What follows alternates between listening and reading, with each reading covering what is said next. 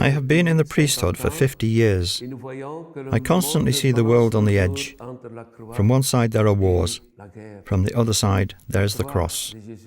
That is why, until today, for the whole world, cross is a symbol of universal love, humble love of Christ, which was put into action on that cross. War is destruction. War is hatred. The Pax Christi organization was founded at the end of the Second World War as a movement of peace. The cross gives freedom. For instance, recently, together with Christians from Great Britain, France, Germany and Belgium, we organized a pilgrimage in Flanders Fields to the historic battlefields of the First World War. We visited the city of Ypres, which was destroyed during that war, the exact place where poison gas was used for the first time in human history.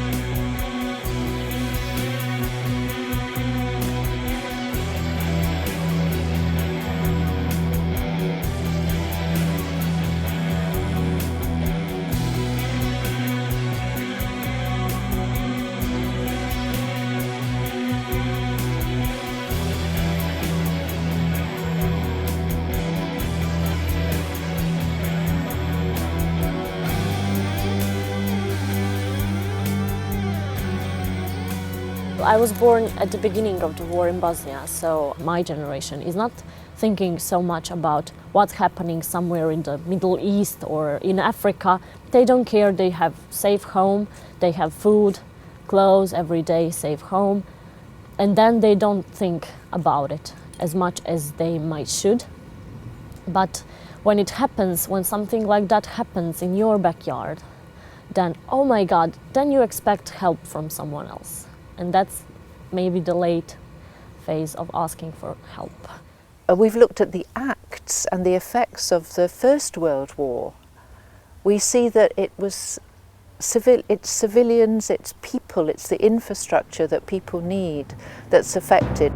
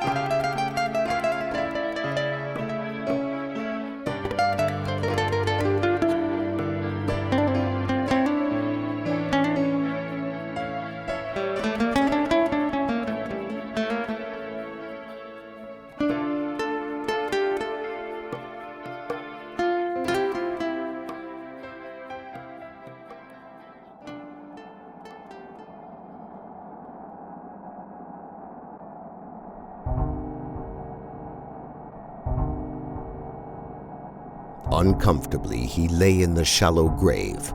As always, it had turned out very short, so that he had to bend his knees. He felt the icy cold in his back. He felt it like a tiny death. The sky seemed to him very far away, so uncannily far away that one no longer cared to say, "It's fine," or "It's beautiful."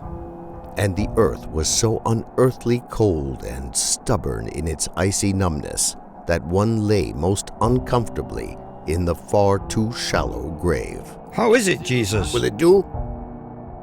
No. No. No. I can't do it anymore. They are supposed to put up with that for their whole death. Did you hear that? Jesus won't play anymore. Jesus, come back now. We've got 5 more graves to make.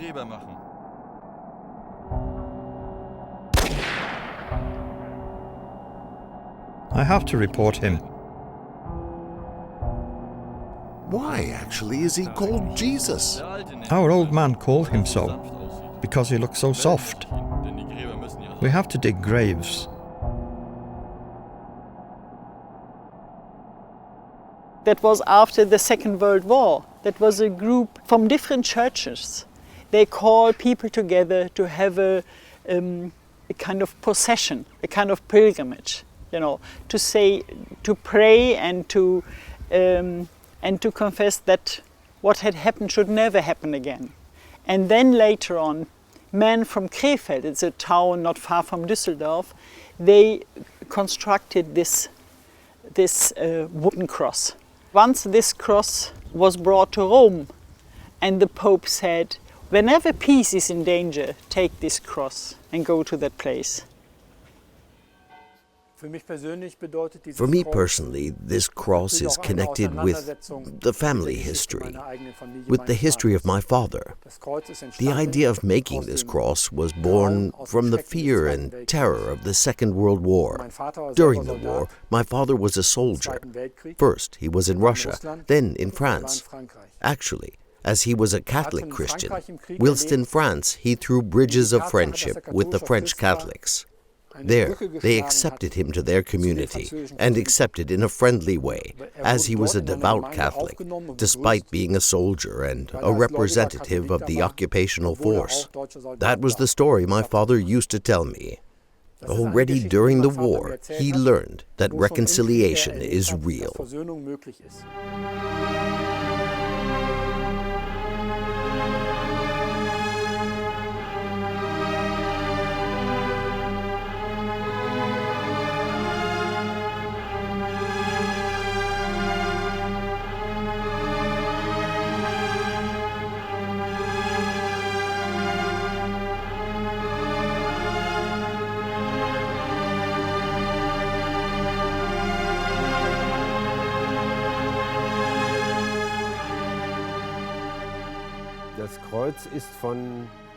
The cross was made by prisoners of war who returned from the war at that time. As for how I heard about that, well, because my father himself was a prisoner of war. He spent 4 years in Russian captivity and the whole war in the lines. That is why, through this cross, I see my father's repentance. And for me, it is an important reason. So I eagerly take part in the carrying of the cross, of course, not just by myself, but along with the other participants of the pilgrimage. And I was carrying the cross, and I made an interesting physical experience. I realized you need 8 persons. 8? Yeah, two. Yeah, 8 persons to wear it, to carry it. And the thing was, you only can move when you make small steps. If someone tries to make a great step, a big step, it doesn't function. And then I said, and that's it about peace, peace work. You need a long breath and a lot of small steps. The cross is a symbol of violence as well, a symbol of the death penalty, a symbol of people suffering from those who have power, whether they are representatives of politics or religion. People were executed by the public authority of this or that occupational force. I think it also shows us the way, and through that, one can understand the symbolism of the cross today. Jesus Christ, whose image is portrayed on this crucifix, is a part of everyone who today suffer from violence, victims of public, political, and economic violence. The snow in which he was standing made danger so quiet, so far off, and it could be standing right behind you. The snow silenced it. The snow covered everything with such a silence that your own blood pulsated and rolled in your ears. Snow hung in the branches. He stood in the Russian forest far forward on guard. He sang Christmas carols though it was already the beginning of February. But he sang because the snow lay yards high. Wie grün sind deine Blätter, du grünst nicht nur zur Sommerszeit, nein auch im Winter, wenn es schneit. O Tannenbaum, o Tannenbaum, wie grün sind Sergeant Major ran to him, covering the snow with large strides. The soldier thought, they will shoot me down. I sang on my post. Christmas carols! Oh Lord, Christmas carols! Oh God, hold me tight. I started to hear Christmas carols. Christmas carols in this cursed Russian wood. Isn't it February now? Do not laugh. Just listen. Here. Christmas carols. It drives you crazy, I tell you. You are here just 2 days, and we are here for months. Sure, we start to hear Christmas carols. This is because of the snow. Too much of it. It drives you mad. It drives you mad.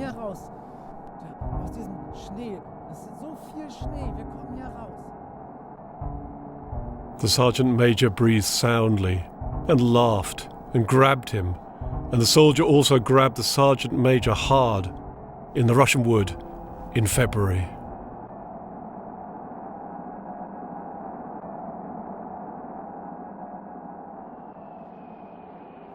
I'm a Coventrian through and through, born here in 1936, and therefore lived through those terrible years of the war, when the bombs were falling, and we didn't have a shelter. We all huddled underneath the stairs because that was believed to be the safest place to be. And so there we were. My father, on the worst night, the night of the Great Blitz, my father had been sent to Bristol because he was an aircraft engineer and was down there working in an aircraft factory. But he came back to Coventry on the morning after that terrible Blitz, and he had to walk from the railway station to home, which was about 3 miles, not knowing whether he would have a family when he got there. And that was one of my earliest memories, because I think it's the only time I ever saw my father crying. Coventry was badly damaged during the Second World War, and its beloved cathedral was destroyed by bombing on the night of the 14th of November 1940. But it led to a remarkable story of a commitment to peace, a desire to bring peoples together in reconciliation, and an extraordinary belief in not just the power of the human spirit, but the hope, the deep hope that Christian faith gives to people in the God of resurrection. The person who was responsible for the looking after the building, who must have been absolutely heartbroken, saw that some of the huge pieces of wood, the great medieval timbers that had once held the proud roof in its place, were now charred, burnt, lying on the rubble. But he noticed that one of them lay in the shape of a cross, and he picked up those two pieces of wood, now burnt and charred by violence and war, by destruction, and he bound them together to form the shape of a cross, and he put them behind the altar. The altar was now just rubble, but behind this pile of stones that had once been the holy altar, he erected a new holy cross, not a beautiful golden cross with jewels, but a blackened, dead piece of wood. And yet, to those who saw it, even in their despair, to those who looked at the cross on the day of their great suffering, they began to see the sign of hope, that this would not be the end.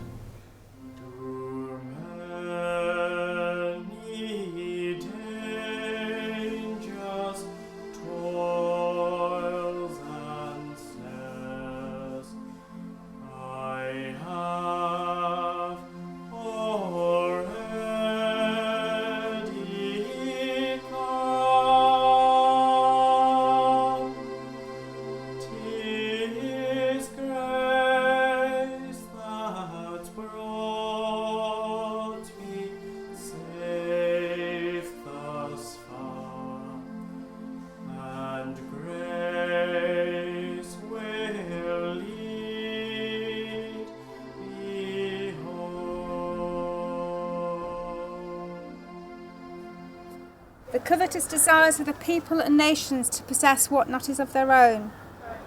Father, forgive. All have sinned and fallen short of the glory of God. The hatred which divides nation from nation, race from race, class from class. Father, forgive. The creed which exploits the work of human hands and lays waste the earth. Father, forgive. My attitude to Germans had been one of hatred, absolutely, and that stayed with me right until my late teens and early 20s. I mean, I had no love at all for Germans, and this was reinforced, unfortunately, by the media, because nearly all the films one saw were about war films, and the media extolled the vision that, you know, the Germans were something that we should shun. Yes, it was just a deep hatred of Germans. Except once I met some Germans when I was a very small boy. I was walking to school one day, and there was two Germans who were mending the roads. They were obviously prisoners of war and had been delegated to do some road repairs. And I actually stopped and talked to them, and they were nice people, and they actually spoke English, and that was my first impression of actually meeting a German, but it still didn't alter my overall feeling that, you know, I hated all Germans.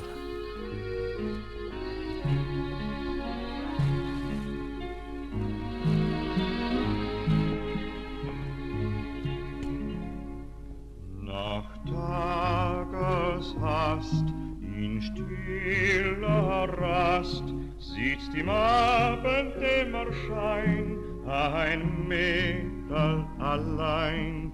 Den Brief in ihrer Hand, den hat der Liebste ihr gesandt, und die Zeilen, die er schrieb, klingen zärtlich wie dies Lied.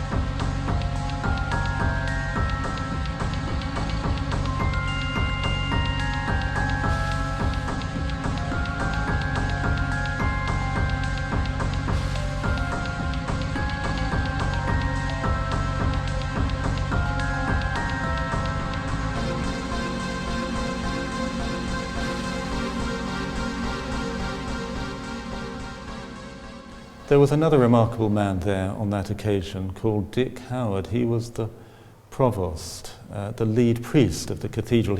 He took charcoal from the wood that was still warm, and he wrote on the wall of the cathedral, "Father, forgive."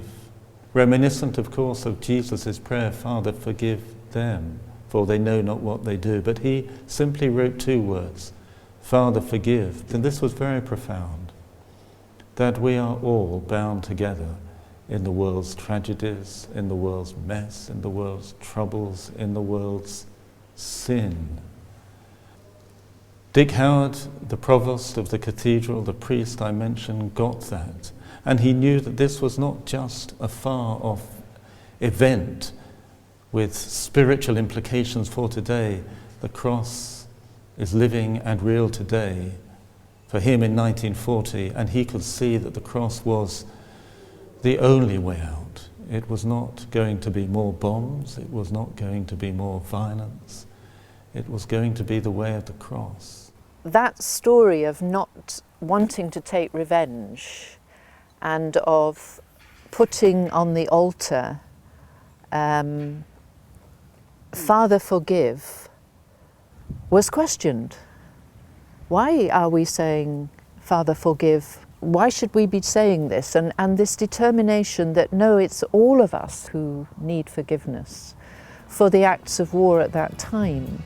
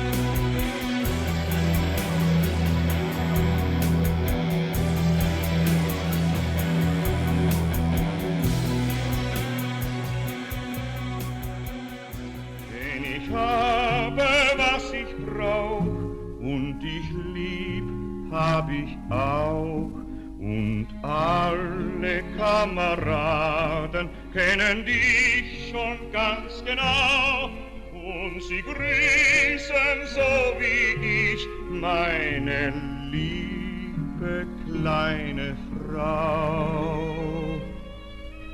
Annchen, herzliebstes Mädel mein, denk dein in der Ferne. Annchen kann jetzt nicht bei dir sein, weißt, bin ja Soldat. Steh ich auf Wacht in dunkler Nacht, hat mir ein Sternlein dein Grüßen gebracht. Annchen, herzliebstes Mädel mein, träum von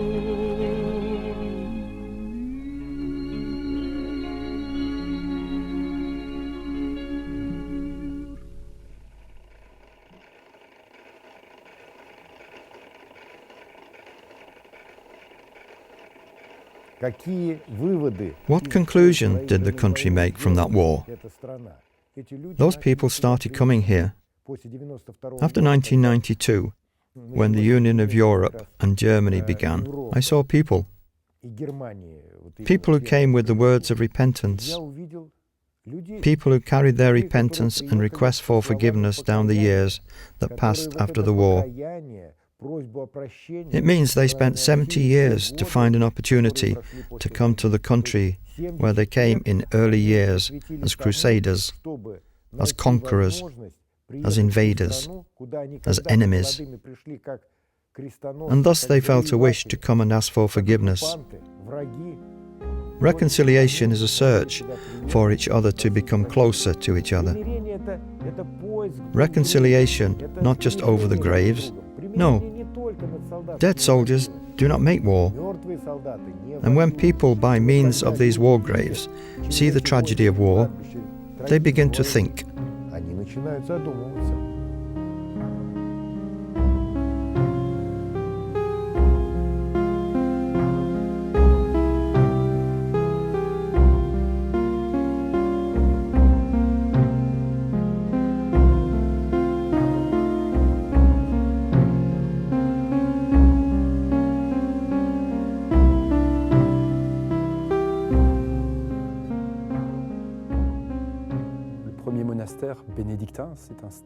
The first Benedictine monastery was founded in Vézelay at the end of the 9th century.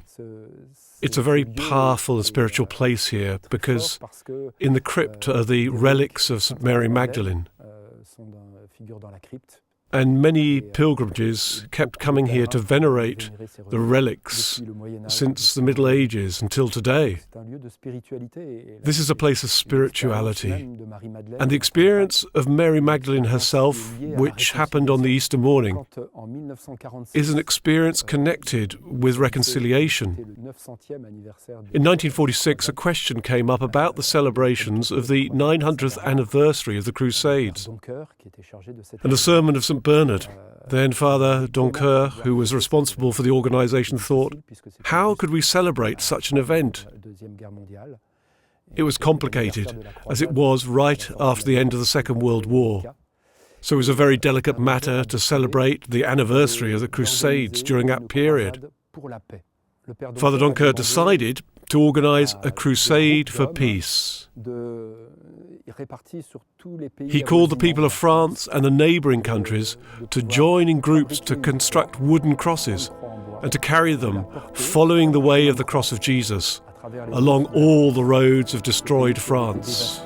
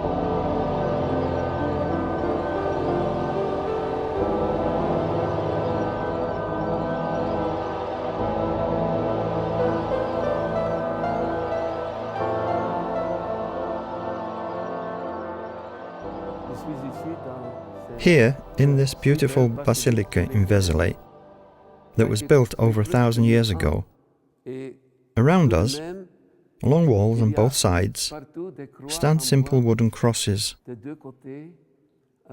After the Second World War, a pilgrimage for peace took place here. People from different countries of Europe travelled a long way here, carrying simple wooden crosses that were symbols of reconciliation in the name of Christ. It was reconciliation that those peoples of Europe wanted to achieve after the Second World War. This event happened in 1946. There is a special German cross in the memory of this pilgrimage.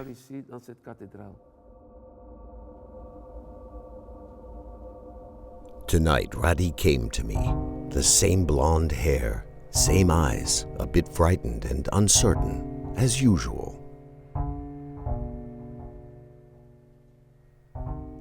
But you are dead, Radi.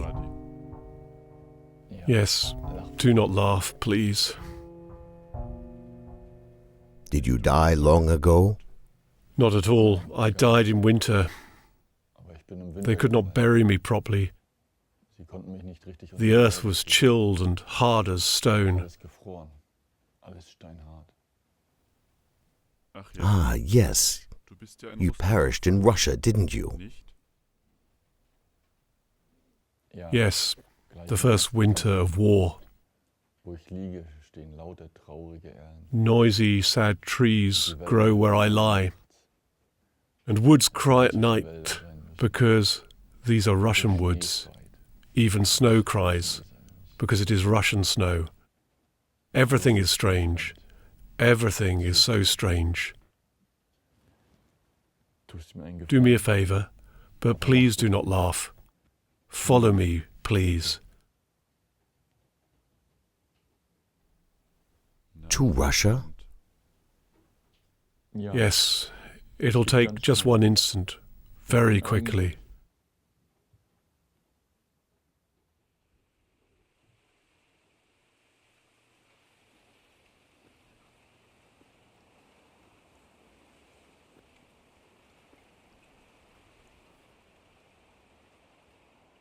Let's go.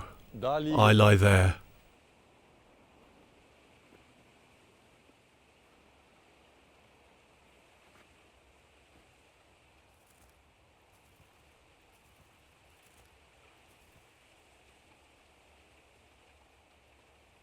Strange. Totally strange. Smell it.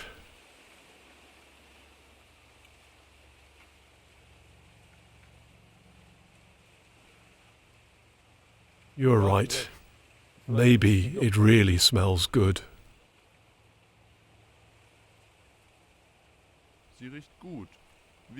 It smells as any earth.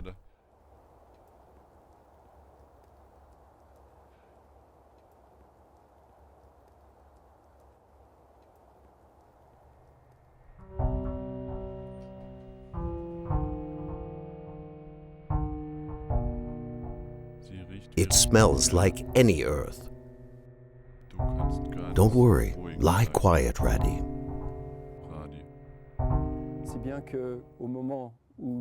By the time when they all came to Vézelay on the 22nd of July, there were already 30,000 people. It was a huge crowd. Organisers had no idea how to manage this, and they asked the German prisoners of war for help. There was a prisoner of war camp near Vézelay.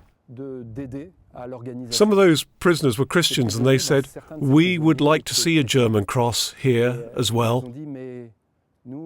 Of course, no one thought about the German cross before that. Germans made a wooden cross of the timbers of a house burnt by the Nazis.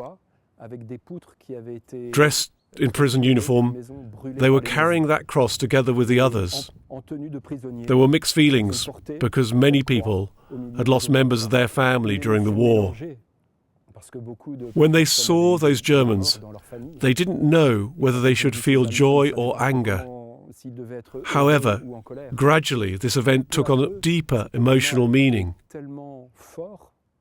Emotions grew so intense that in the end, we did obtain a moment of reconciliation.